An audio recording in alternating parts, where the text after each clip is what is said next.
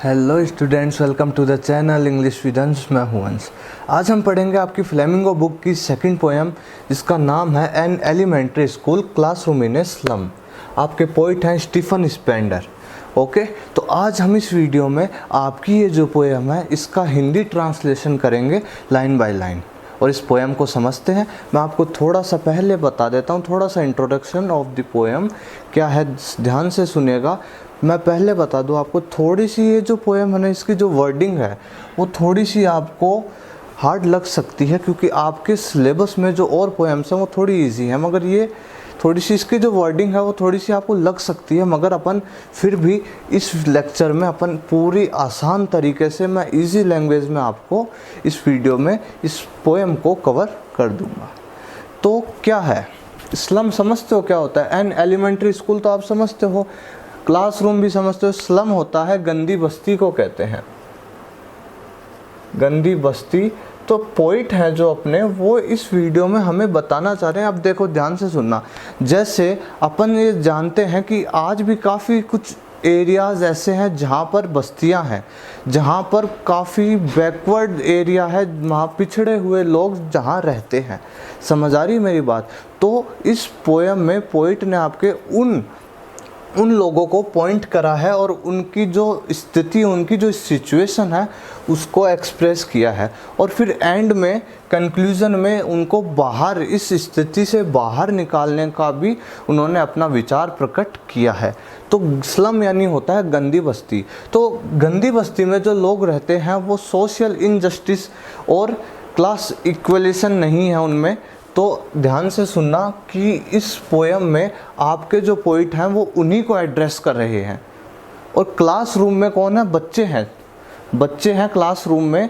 वो आपके जो पोइट है वो उनको पॉइंट करके उनकी स्थिति बता रहे हैं और क्या क्या किस तरह से वो गुजर रहे हैं किन चीज़ों से। बस इतना काफ़ी है इंट्रोडक्शन। अब अपन आते हैं आपकी पोएम पर। ओके, ध्यान से समझना। जैसे जैसे बताऊं उस तरीके से अपन इसको कनेक्ट करेंगे इस पोएम को, क्योंकि इसको पढ़ने के लिए कनेक्टिविटी होना ज़रूरी है। तो स्टार्ट करता हूँ। Far far from gusty waves these children faces. Far far यानी क्या होता है? बहुत दूर। Far far repetition figure of speech का यूज़ करा है आपके पोइट ने।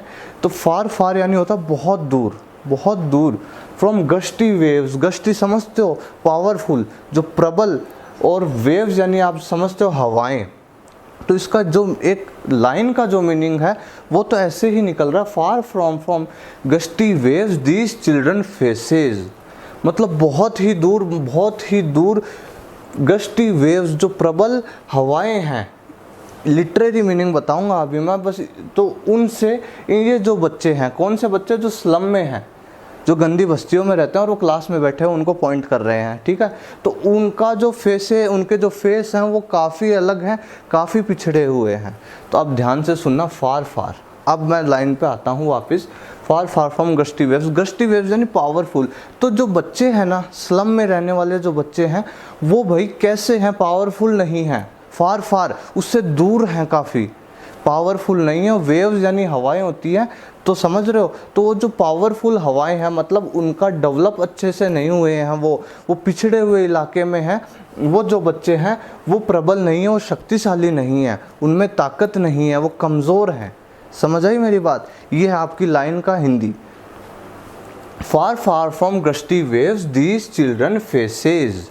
समझ आ गई? तो मतलब आपके पोइट पॉइंट कर रहे हैं इन स्लम के बच्चों को कि वो जो है वो कमज़ोर हैं, ताकतवर नहीं हैं। ओके, बहुत दूर हैं, कमज़ोरी से तो, ताकत से तो बहुत दूर है। फार from gusty waves these children faces. समझ आ गई मेरी बात आपको? Okay, like rootless weeds. Weeds समझते हो क्या आप? खरपतवार कहते हैं ना जिन्हें, जो अपने यहाँ आप ही उग जाते हैं। साइड में देखते होगे आप कहीं भी, तो कुछ खरपतवार उग जाते हैं, पौध होते हैं ना, वो उन्हें कहते हैं वीड्स। तो देखो, रूटलेस वीड्स जिस प्रकार, और फिर जब अपन उन्हें साफ कर देते हैं तो उस प्रकार की स्थिति है उनकी। मतलब ये रूटलेस यानी होता है कि आप समझो कि जड़ रहित। अब जड़ रहित भी अपन ज्वाइंट करेंगे। Like rootless weeds the hair torn round their pallor. अब उनके बालों की बात की जा रही है, उनके जो बाल है ना वो रूटलेस वीड्स की तरह हैं। जिस प्रकार से जब खरपतवार उग जाते हैं तो अपन उनको थोड़ा सा साफ़ करते हैं ना, साफ़ करते हैं तो वो बिखरे बिखरे से हो जाते हैं, बिखरे बिखरे से होता है, पूरे क्लीन होते हैं, वापस आ जाते हैं। तो like rootless weeds, okay. The hair torn, और उनके जो बाल हैं वो रूटलेस हैं, जड़ रहित हैं, समझ आ गया, मतलब वीक हैं, कमज़ोर हैं। द हेयर टॉर्न, उनके जो टॉर्न यानी तो वैसे फटा हुआ होता है, मगर यहाँ टॉर्न यानी बिखरे हुए, उनके जो बाल हैं वो बिखरे हुए हैं, अच्छे से कंघी नहीं हुई हुई है उनमें। देयर पैलर, और उनकी जो स्किन है उनकी जो स्किन है, पूरे बॉडी की जो स्किन है, उनका जो चेहरा है या कोई भी स्किन, वो पैलर यानी होता है बेटा पीली पड़ चुकी है। उनकी जो स्किन है ना वो पीली हो चुकी है। पीली किससे होती है? कमज़ोरी से होती है। तो वही बात है, रूटलेस वीड्स, उनके जो खरपतवार जैसे तो उनके बाल हैं जिनमें कंघी नहीं हुई हुई है, वो बिखरे हुए हैं, और उनकी जो स्किन है वो कमज़ोरी से पीली पड़ गई है। समझ आई ये 2 लाइन? नेक्स्ट चलते हैं। अब देखो, द टाल girl with her विग्ड down head. अब सुनना ध्यान से, अब आपके जो पोइट हैं, क्लासरूम में 2-3 बच्चे बैठे हैं, 3 बच्चे हैं, उनको पॉइंट करेंगे अब, ओके। तो वैसे तो खूब सारे बच्चे बैठे हैं, मगर उनमें से कुछ 3 बच्चों को मेंशन करा है यहाँ। समझ आ रही मेरी बात? तो अब अपन उनके बारे में पढ़ते हैं। The tall girl with her विग्ड down head, एक टॉल थोड़ी सी लंबी सी लड़की है, वो बैठी हुई है सीट पर, मगर उसका जो हेड है, उसका जो सिर है वो विग्ड डाउन यानी होता है नीचे सर झुका के बैठना। हेड डाउन करते हैं ना अपन क्लास में, तो वो उस प्रकार से वो बैठी हुई है, एक लंबी सी लड़की है। वो विग डाउन यानी होता है, मैंने आपको बता दिया, इस तरह से बैठना, हेड डाउन करके बैठना, है ना। तो एक लंबी सी लड़की है क्लास में, वो भाई अपने जो हेड को डाउन करके बैठी हुई है, डाउन करके बैठी हुई है। वो कारण क्या है? कारण देखो, कारण मेंशन नहीं, मगर अपन जानते हैं कारण। वो डिप्रेस्ड है, वो अनडेवलप्ड है। समझ आ रही मेरी बात? वो वीक है, तो उसका इतना मतलब स्ट्रेंथ नहीं है उसमें कि वो लेक्चर सुने या फिर जो टीचर पढ़ा रहा है उस पर फोकस करे। तो वो स्ट्रेस्ड है, वो बुरी तरीके से, मतलब स्ट्रेस इसको फ्यूचर का है, सब चीज़ों का है कि इन फ्यूचर क्या किस तरह की स्थिति होगी। तो जो गर्ल है वो इस तरह से डिप्रेस्ड है अपनी सिचुएशन को लेकर, ओके। और वो बिल्कुल कमज़ोर है, और कमज़ोर के साथ साथ उसे कुछ समझ नहीं आता, और वो अपना सिर झुकाए हुए डिप्रेस्ड है, और ऐसे हेड डाउन करके क्लास में बैठी हुई है। नेक्स्ट है the paper swimming boy with reds eyes. अब एक बच्चे को और बोला, फिर क्या? पेपर स्विमिंग बॉय, मतलब इतना पतला बच्चा है, कंपैरिजन करा पेपर से। जिस प्रकार एक कागज़ जितना पतला होता है, उतना ही एक इतना पतला सा बच्चा बैठा है, कमज़ोर सा, एकदम कमज़ोर सा बच्चा बैठा हुआ है, उसको मेंशन कर रहे हैं। पेपर की तरह, एक कागज़ की तरह इतना पतला बच्चा बैठा हुआ है विद रेड्स आइज। अब रेड को भी मेंशन करा, जिस प्रकार और उसकी जो आंखें हैं ना, वो पतला सा बच्चा बैठा हुआ है, उसकी आंखें बड़ी बड़ी दिख रही है। जैसे चूहा होता है वो पतला सा होता है ना, मगर उसकी जो आंखें होती है वो अलग ही दिखती है अपने को, मोटी मोटी आंखें, वो बाहर आई हुई होती है। समझ आ रही है मेरी बात? वो आंखें बाहर आई हुई होती है। तो उसी तरह से जो पेपर स्विमिंग बॉय है, ये काफ़ी कमज़ोर है, पतला दुबला है एकदम, और इसकी जो हड्डी मतलब आंखें हैं वो बाहर आई हुई है इसकी बॉडी से, ओके। स्टंटेड होता है बेटा अविकसित, है ना। Unlucky heir of twisted bones reciting a father's gnarled disease. अब एक बच्चे को और मेंशन करा, वो क्या है? एक बच्चा है वो बैठा हुआ है, अविकसित है जो, ओके, अविकसित है, अनलकी है। हेयर यानी क्या होता है? उत्तराधिकारी होता है ना, उत्तराधिकारी अभी अपन ज्वाइन करते हैं। ऑफ ट्विस्टेड बोन्स, उसकी जो हड्डियां हैं ना, उस बच्चे की जो हड्डियां वो मुड़ी हुई है। Reciting a father's gnarled disease, और उसके जो फादर है ना, उनको नारल यानी होता है गांठ हो जाती है ना, तो वो वाली डिजीज उसके फादर को थी, है ना, और जेनेटिकली उसमें आ गई है। तो वो क्लास में बैठा कोई और चीज़ों पे गौर नहीं कर रहा है, वो तो अपनी रिसाइटिंग यानी क्या होता है? दोहराना होता है। तो वो क्या कर रहा है क्लास में? वो बैठा वो अविकसित है, और अपने जो उत्तराधिकारी क्या उसको फादर के ज़रिए ये बीमारी जो नारल जो गांठदार जो बीमारी होती है वो आ गई, और वो उससे रिसाइट कर रहा है बार बार कि मुझे फादर के ज़रिए, मेरे फादर के ज़रिए ये मेरे को ये जो नारल डिजीज़ है ये आ गई, और बस वो उसी को सोच रहा है बैठे बैठे क्लास में। मतलब इनका कोई आगे फ्यूचर नहीं है, अभी पढ़ते हैं अपन आगे और, तो मतलब फालतू फालतू चीज़ों को सोच रहे हैं, और ज़्यादा इनकी जो सोचने की क्षमता है वो नहीं है, और हर तरीके से ये अविकसित है। देखो his lesson from his desk, उसके जो लेसन है ना इस बच्चे को वो तो डेस्क पे पढ़े, इसकी टेबल पे पढ़े हैं, मगर ये तो रिसाइटिंग ए फादर्स नारल डिजीज़, ये तो भाई अपने जो उसके फादर से उसको जेनेटिकली ये जो नारल डिजीज़ है गांठ हुई है, बस वो तो बैठा बैठा उसको रिसाइट कर रहा है। Okay, at back of dim class, अब क्लास डिम है, रोशनी नहीं है, मतलब बहुत मिजरेबल सिचुएशन है क्लास की, बहुत बुरी तरीके से, समझ आ रही मेरी बात। तो डिम है एकदम मतलब अंधकार ही भरा पड़ा है, रोशनी नहीं है, और उसमें बच्चे बैठे हुए हैं। तो एक सिचुएशन भी बता रहे हैं स्लम की। ओके, तो at back of the dim class, पीछे ही पीछे डिम क्लास में एक बच्चा बैठा है, वन अननोटेड, जिस पर किसी का ध्यान ही नहीं है, जिस पर किसी का ध्यान नहीं है। क्लास के पीछे ही पीछे जो ये अंधेरी सी क्लास है उसमें पीछे ही पीछे एक बच्चा बैठा हुआ है, अननोटेड बॉय, जिस पर किसी का ध्यान नहीं है। स्वीट एंड यंग, वो स्वीट काफ़ी सुंदर और जवान भी है, सुंदर भी है। His eyes live in a dream, और उसकी जो आंखें हैं वो एक ड्रीम में हैं, वही ड्रीम में। एक बच्चा पीछे बैठा हुआ है डिम क्लास में, और उसकी जो आंखें हैं वो भाई कुछ सोच रही है, ड्रीम में है, वो सोचती रहती है, वो सोचता रहता है। और अब क्या ड्रीम किस चीज़ का है भाई, ड्रीम किसका, squirrels game in tree room other than this. Okay, तो वो पीछे पीछे बैठा हुआ है, और पीछे पीछे क्लास में खिड़की होगी तो उसके पास बैठ के, वो बाहर एक ट्री लगा हुआ है, ट्री है तो उसमें गिलहरी पेड़ पे खेलती है ना, तो उस प्रकार से एक पेड़ पे गिलहरी खेल रही है, और वो पीछे बैठा बैठा उसे देख रहा है और सोच रहा है। समझ आ गई मेरी बात, वापस रिपीट करते हैं। At back of the dim class one unnoted, पीछे ही पीछे एक बच्चा बैठा हुआ है जिस पर किसी का ध्यान नहीं है, काफ़ी सुंदर है वो। His eyes live in a dream, और उसकी जो आंखें वो सपने में हैं किस चीज़ के, और वो क्या देख रहा है आगे, squirrels game in tree room, पेड़ पर जो गिलहरी है वो खेल रही है वो ये देख रहा है। अदर देन दिस यानी उसका क्लास में कोई ध्यान नहीं है, वो बाहर देख रहा है। तो एक यहाँ पर एक चीज़ और पोइट ने बताया कि वो जो बच्चा है, जो अननोटेड बच्चा है, वो है भाई वो बहुत ही ड्रीमर मतलब वो थोड़ा सा स्वीट भी है, यंग भी है, और उसमें थोड़ी सी आकांक्षाएं हैं, समझ आ रही, वो कुछ करना चाहता है, वो थोड़ा सा क्यूरियोसिटी है उसमें, वो बाहर गेम को भी देख रहा है तो उसे ऑब्जर्व कर रहा है। तो ये चीज़ है आपका फर्स्ट स्टैंजा, समझ आ रहा है, अपन कनेक्ट करते हुए चीज़ों को आगे पढ़ रहे हैं। ध्यान से सुनना, स्लम की बात हो रही है, बच्चों को पॉइंट करा है, 3 बच्चों को पॉइंट करा है अभी, और किस प्रकार से उनकी सिचुएशन है क्लास में वो बता रहे हैं आपके point. Okay, first stanza complete. आगे चलते हैं। ऑन सौर cream walls donation Shakespeare's head.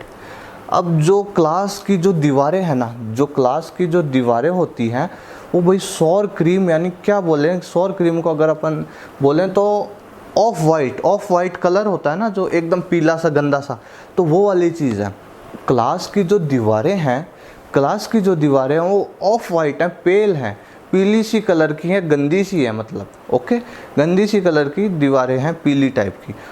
And donations, और वॉल्स पे क्या है, डोनेशंस क्या होते हैं, उपहार होते हैं जो दान में दिए जाते हैं। ओके, डोनेशंस यानी होते हैं उपहार, गिफ्ट्स होते हैं जो दान में दिए जाते हैं। अब दीवार पे क्या क्या है, और उस दीवार, तो देखो दीवार मैंने बता दिया आपको कि गंदी सी पीली सी टाइप की सी दीवार है, उस दीवार पे क्या है, डोनेशंस हैं, उपहार हैं जो दान में दिए गए हैं। और क्या क्या है आप देखना ज़रा। शेक्सपियर्स हेड, एक शेक्सपियर का चित्र, एक फ़ोटो में एक शेक्सपियर की फ़ोटो लगी हुई है दीवार पे साइड में। ओके, क्लाउडलेस एट डॉन, और सूर्योदय हो रहा है, और जो सूर्य उगता है तब थोड़े थोड़े क्लाउड्स होते हैं ना बादल में, वो क्लाउड्स होते हैं ना आसमान में, मगर क्लाउड्स नहीं है। तो एक वही वाली चीज़ वापस थोड़ी सी वीकनेस को शो किया है आपके पोइट ने कि सुबह के सूर्योदय के समय थोड़े थोड़े से बादलों के ज़रिए से सूर्योदय उदय होता है और बादल होते हैं, तो वो उषा का जो टाइम होता है वो काफ़ी सुंदर होता है। मगर उनके जो दीवार पे जो ये फ़ोटो लगी हुई है ना, वो कैसी है, वो क्लाउडलेस है और सूर्योदय हो रहा है मगर क्लाउडलेस है, बिना बादल के। मतलब वही चीज़ वीकनेस, समझ आ रही है चीज़। मगर ये डेवलप नहीं है बच्चे, तो वो चीज़ भी वो शो कर रहे हैं। ओके, टायरोलस वैली, अब एक टायरोलस वैली की फ़ोटो भी लगा रखी है। एल्फस पर्वतों का एक प्रदेश होता है, वहाँ पर है ट्राइवेलस वैली। ओके, घाटी है एक।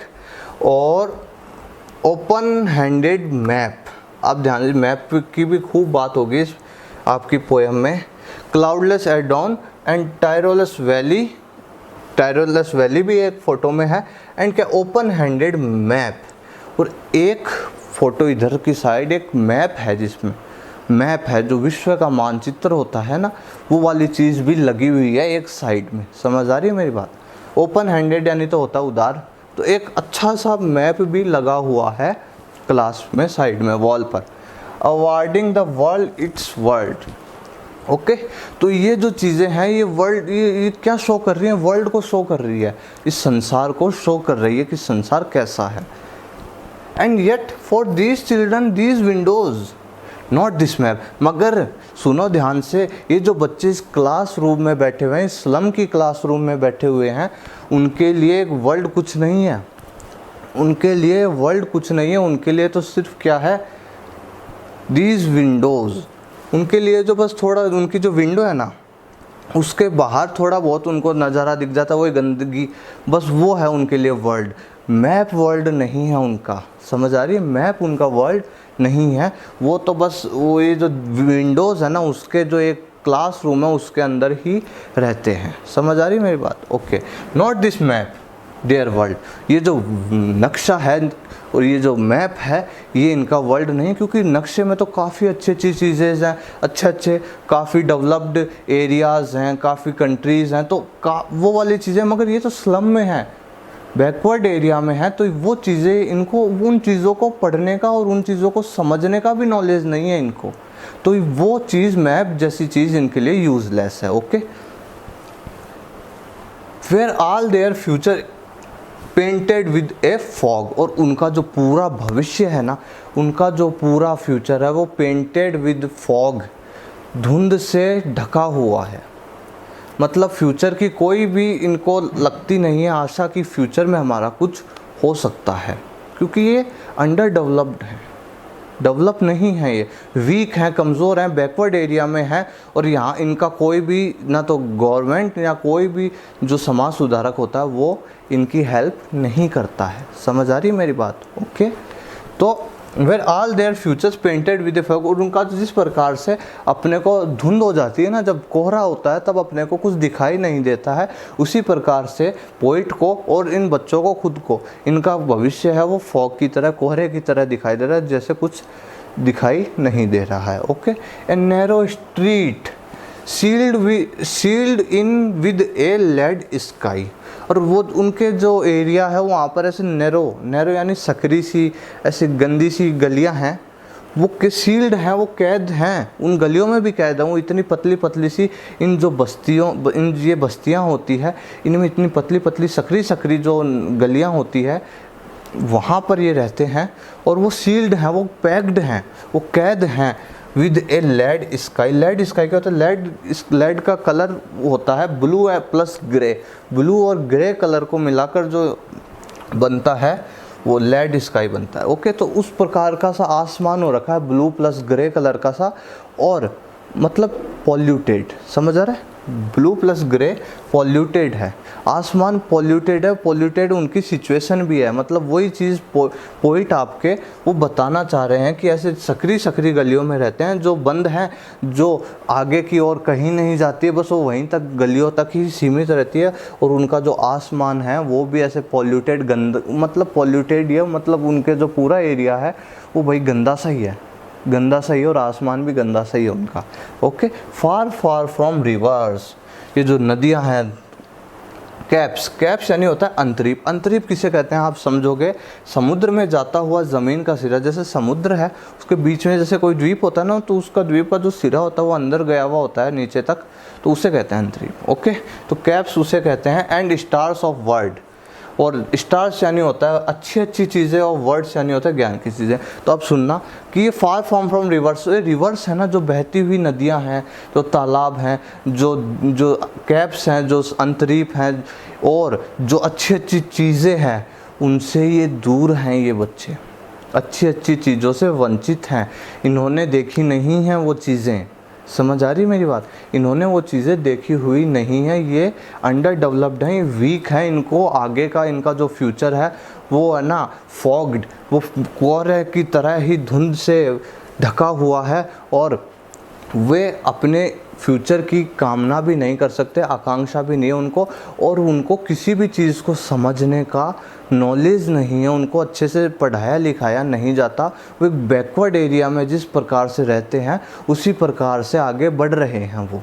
ओके, उनको कोई ज्ञान की चीज़ नहीं आ रही है, उनको नॉलेज नहीं हो रहा है, वो वहीं पड़े हुए हैं उस गंदी बस्ती में। तो ये जो आपके पोइट हैं वो इस चीज़ को शो कर रहे हैं कि गंदी बस्तियों की जो मिजरेबल सिचुएशंस होती है और वहाँ पर रहने वाले लोग किस प्रकार के होते हैं। समझ आ रही है आपको? बहुत अच्छे तरीके से अपन पोएम को एक्सप्लेन कर रहे हैं।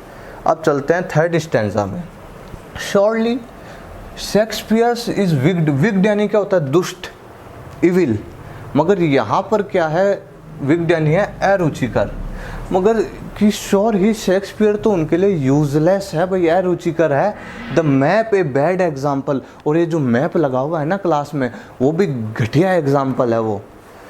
With ships and sun and love tempting them to still.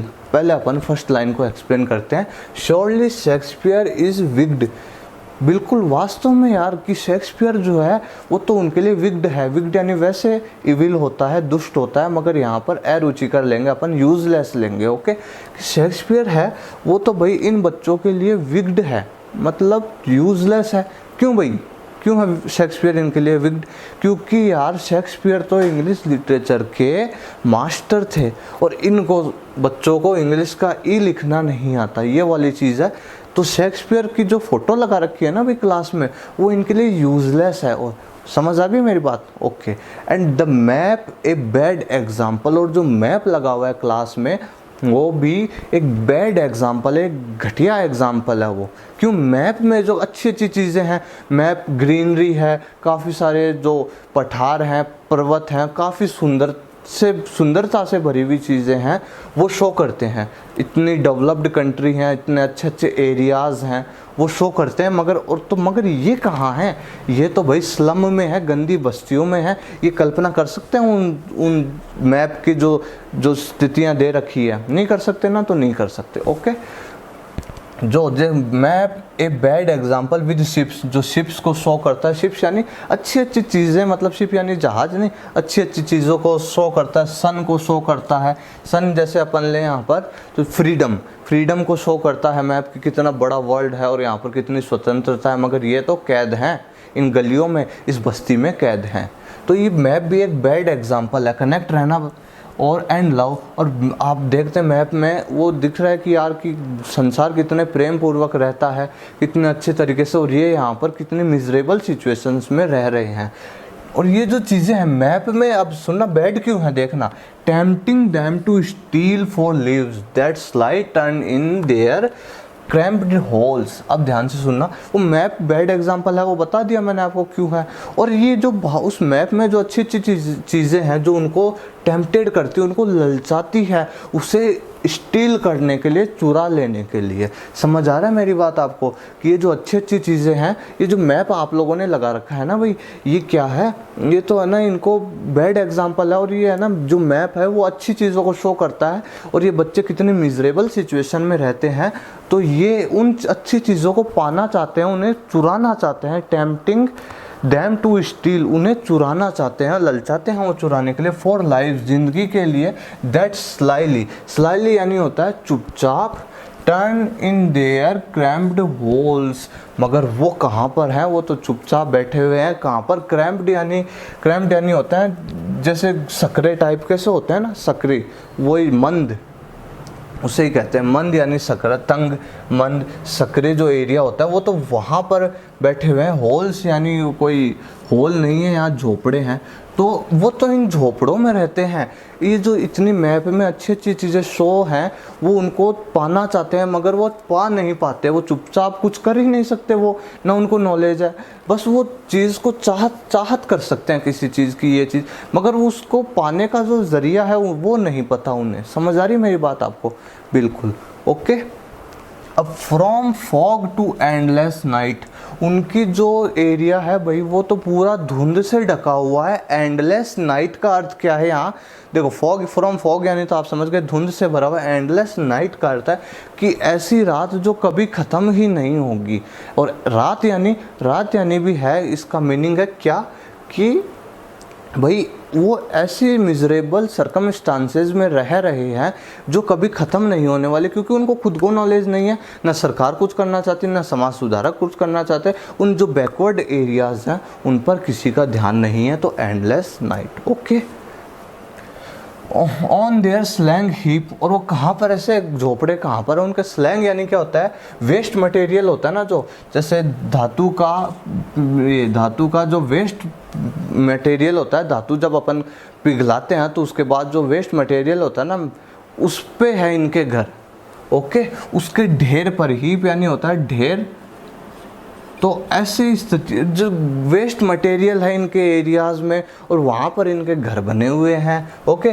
These children wear skins peeped through by bones. अब सुनना, इन बच्चों की जो स्किन है वो जैसे ऐसी लग रही है कि इन्होंने हड्डियों पे जो स्किन है ना वो पहन ली है, हड्डियों पे स्किन को पहन लिया है, इस प्रकार से लग रहे हैं। मतलब इतने वीक हैं, इतने कमज़ोर हैं कि इनकी स्किन तो दिखती ही नहीं है, हड्डियाँ दिखती हैं।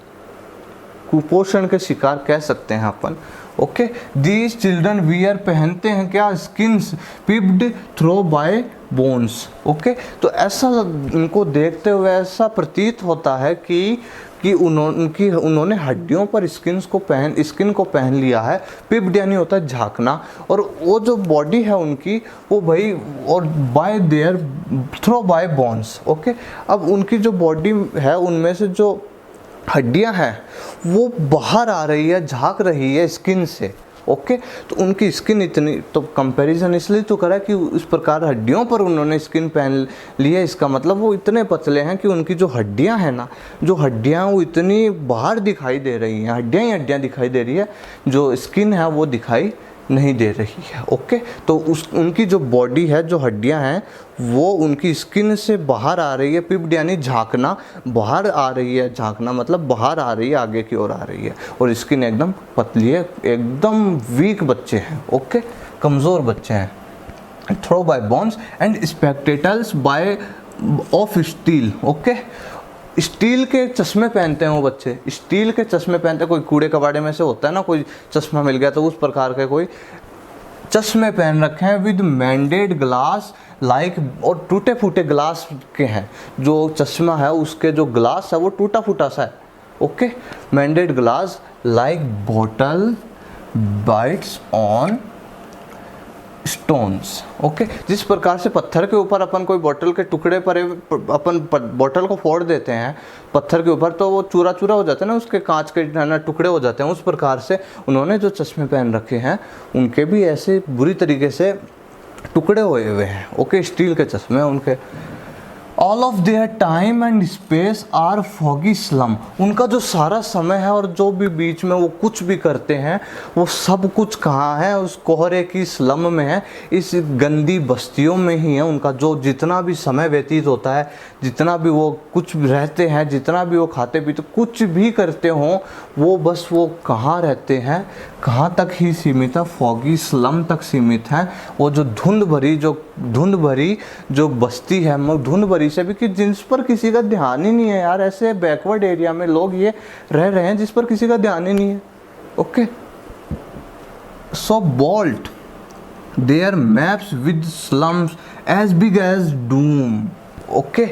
तो बोल्ट यानी होता है मिटा देना। तो ये जो मैप है ना जो आपकी क्लास में लगा रखे हैं इनको मिटा देना चाहिए, यूज़लेस है वो। शेक्सपियर की फ़ोटो हटा देनी चाहिए। ये जो अच्छी अच्छी चीज़ें जो है ना लगा रखी है ना क्लास में, उनको हटा देना चाहिए, यूज़लेस है। हाँ, तो जैसे मैं बता रहा हूँ, तो ये जो मैप्स लगा रखे हैं, अच्छी अच्छी चीज़ें लगा रखी हैं, उसे इरेज कर दो, हटा दो वहाँ से। Okay, maps with slum as big as doom. ये जो मैप्स लगा रखे हैं, ये जो आप लोगों ने जो अच्छी अच्छी चीज़ें लगा रखी है ना वहाँ पर, वो किसके समान है?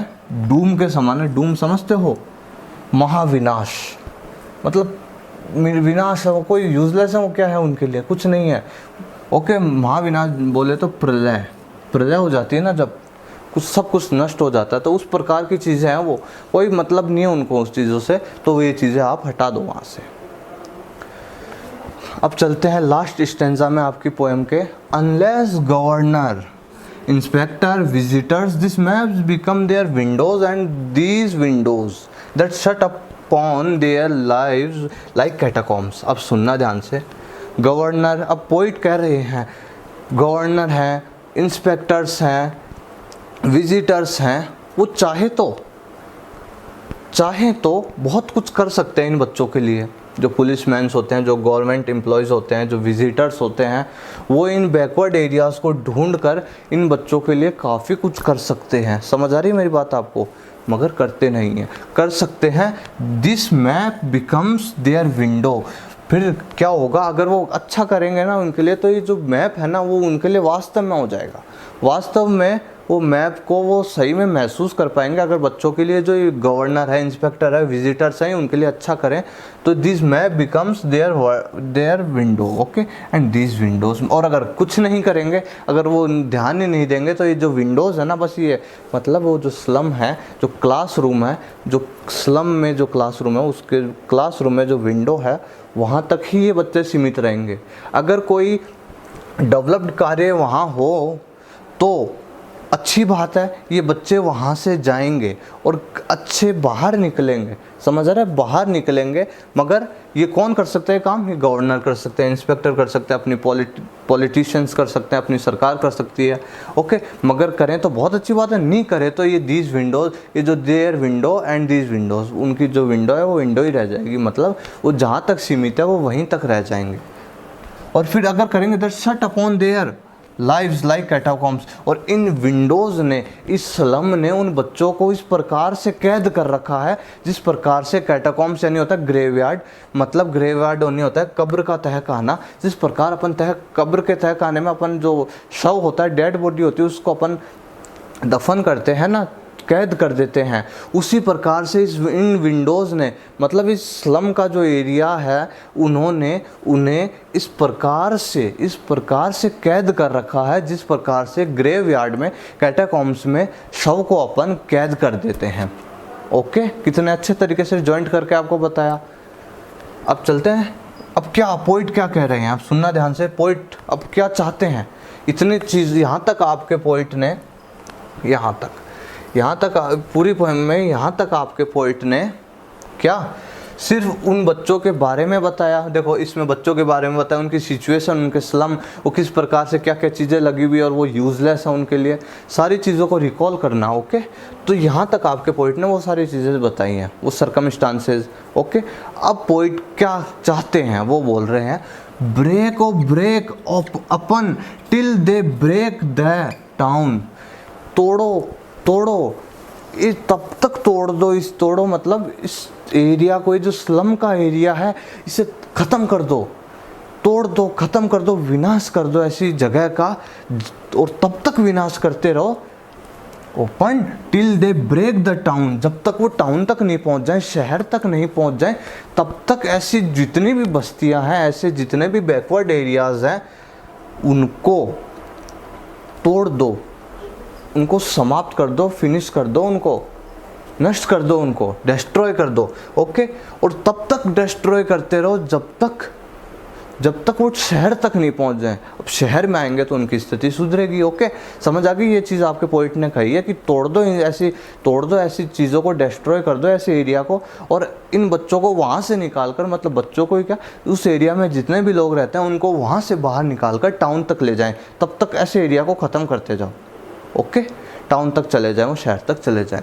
अब सुनना, एंड अब क्या पोइट की इच्छाएं हैं, and show the children of green fields, और फिर बच्चों को बाहर निकालो उस एरिया से और फिर उन्हें ग्रीन फील्ड्स दिखाओ, हरे भरे खेत दिखाओ उन्हें, हरे भरे हरियाली दिखाओ उन्हें, अच्छी चीज़ें दिखाओ उन्हें, एंड मेक देयर वर्ल्ड, और उनका जो वर्ल्ड पहले जो वर्ल्ड था उसके बजाय उनका असली वर्ल्ड बनाओ। मतलब उन्हें अच्छी चीज़ें दिखाओ, उन्हें इतनी अच्छी चीज़ें दिखाओ, बाहर संसार में जो सुंदर वस्तुएं हैं वो दिखाओ, फिर उनका वर्ल्ड बनाओ, फिर वो भी अपने संसार की कामना करेंगे। समझ आई आपको? संसार की कामना मतलब फिर उन्हें भी नॉलेज होगा, अच्छी चीज़ें, ग्रीन फील्ड्स, उनको अच्छी चीज़ें, सुंदरता चीज़ें दिखाएंगे ना, तो उनको भी अच्छा फील होगा।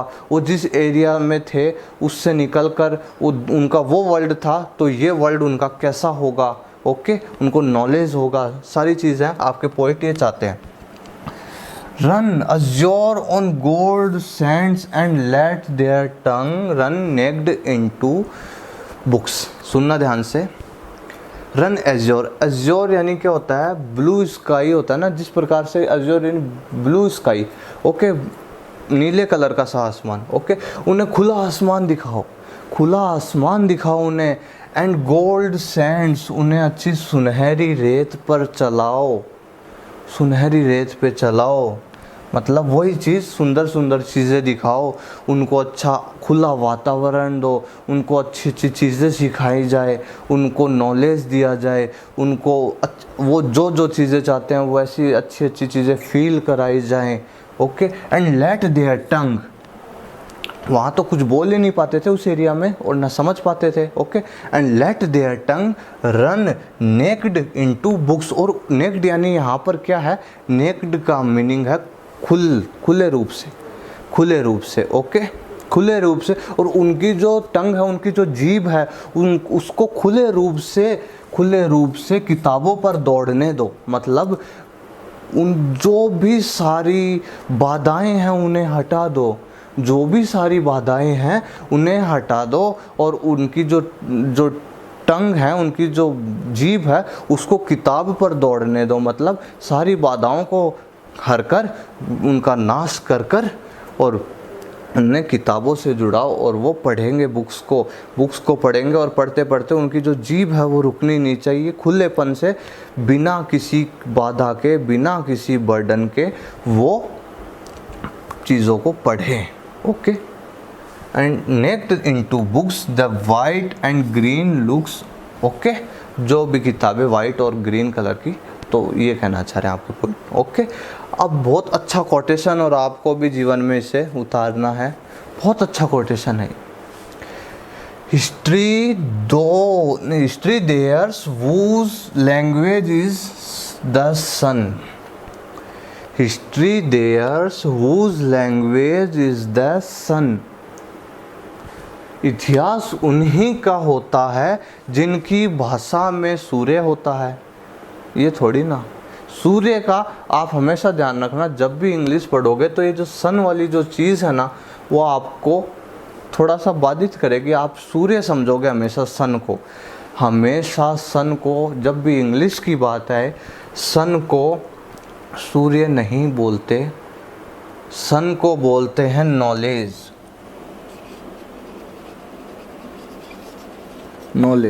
ओके, नॉलेज, सन का जो मीनिंग होता है ना इंग्लिश में, वो नॉलेज होता है।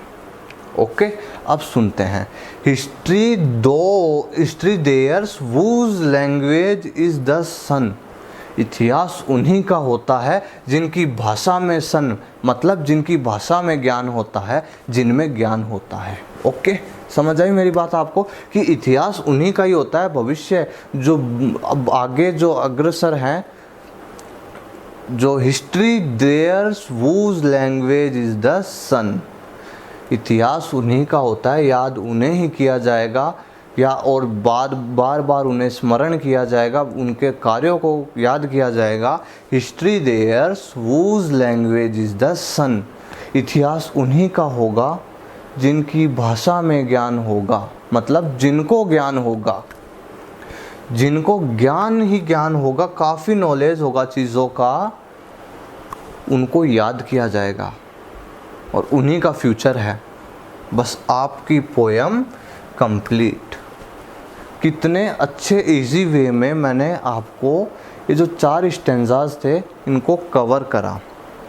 ओके, और मैं बिल्कुल श्योर हूँ ये चीज़ कि मैंने जिस तरीके से आपको कनेक्ट करके पढ़ाया है आप भूलोगे नहीं, बिल्कुल नहीं भूलोगे आप वीडियो। और एक बार अगर समझ नहीं आई आपको तो आप वापस देखना, बिल्कुल आ जाएगी, मैं श्योर हूँ आएगी आपको। और कमेंट में आप अपना बताना कि बिल्कुल सर आई। ओके, ये बहुत इसकी हाँ टिपिकल है थोड़ी लैंग्वेज, मगर क्यों कनेक्ट करना ज़रूरी है इस पोएम में। वैसे तो कुछ नहीं है इस पोएम में, अपने को जैसे फर्स्ट स्टैंजा की कुछ लाइन्स थी उसको यहाँ पर कनेक्ट करना था, इसकी कुछ लाइन्स थी उसको यहाँ पर कनेक्ट करना था, इसकी कुछ लाइन्स थी उसको, तो काफ़ी सारी बातों को एक साथ कनेक्ट करके समझानी थी ये पोएम, वो मैंने कर दिया। काफ़ी सारी ये जो बातें थी उसको मैंने कनेक्ट करा और आपको एक्सप्रेस किया, और आप भी 100% समझ गए होंगे। आपकी ये पोएम आपकी फ्लेमिंगो बुक की सेकंड पोएम। फर्स्ट पोएम कौन सी थी आपकी? My mother at 66। एग्ज़ाम के पॉइंट ऑफ व्यू से बिल्कुल उसको बहुत अच्छे से तैयार करोगे आप। Okay, an elementary school classroom in a slum, आपके पोइट हैं स्टीफन स्पेंडर, उनकी अपन ने पोएम ये पढ़ी और बहुत ही अच्छी पोएम पढ़ी आज अपन ने। ओके, आशा करता हूँ बिल्कुल आपको ये पोएम समझ आई होगी। मैंने जिस प्रकार से नरेट की है इस पोएम को आपको आराम से समझ आ गई होगी। नेक्स्ट वीडियो में मैं मिलूँगा आपसे एक नए टॉपिक के साथ। बने रहिए मेरे साथ। Thank you very much.